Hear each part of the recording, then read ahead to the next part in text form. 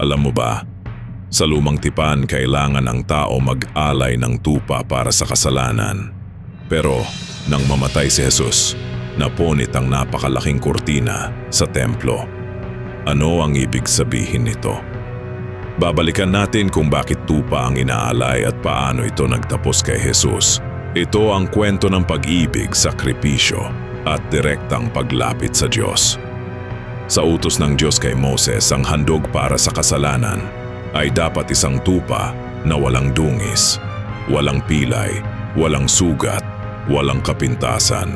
Ilalagay ng tao ang kamay niya sa ulo ng tupa, simbolo ng paglipat ng kasalanan. At ang inosenteng tupa ang mamamatay kapalit niya. Dahil makasalanan ng tao, hindi sila pwedeng lumapit diretso sa Diyos. Kailangan nila ng pari bilang tagapamagitan. Sa tabernacle at sa templo, may lugar na tinatawag na Holy of Holies. At tanging ang high priest lamang ang pwedeng pumasok, minsan isang taon. Pero ipinangako na ng Diyos na darating ang isang tunay na tupa, hindi hayop kundi isang tao na magiging sakripisyo para sa lahat. He was led like a lamb to the slaughter, at si John the Baptist mismo ang nagsabi, "Behold the Lamb of God who takes away the sin of the world."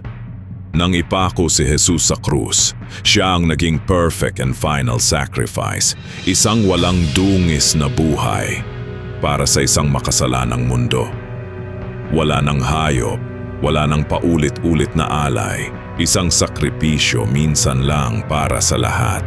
At sa mismong sandali na nalagutan siya ng hininga, hindi basta kurtina ito, napakakapal, napakataas. Kaya ang Diyos mismo ang pumutol nito mula sa itaas pababa. Simula noon, hindi mo na kailangan ng pari para lumapit sa Diyos. Si Jesus na mismo ang naging daan at tagapamagitan. Kaya ngayon, hindi tayo lumalapit sa Diyos sa pamamagitan ng tupa, templo o pare.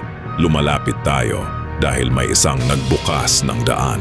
At ang daan na iyon ay si Jesus, ang Lamb of God, ang final sacrifice, ang ponit na kurtina, ang ating daan patungo sa Diyos.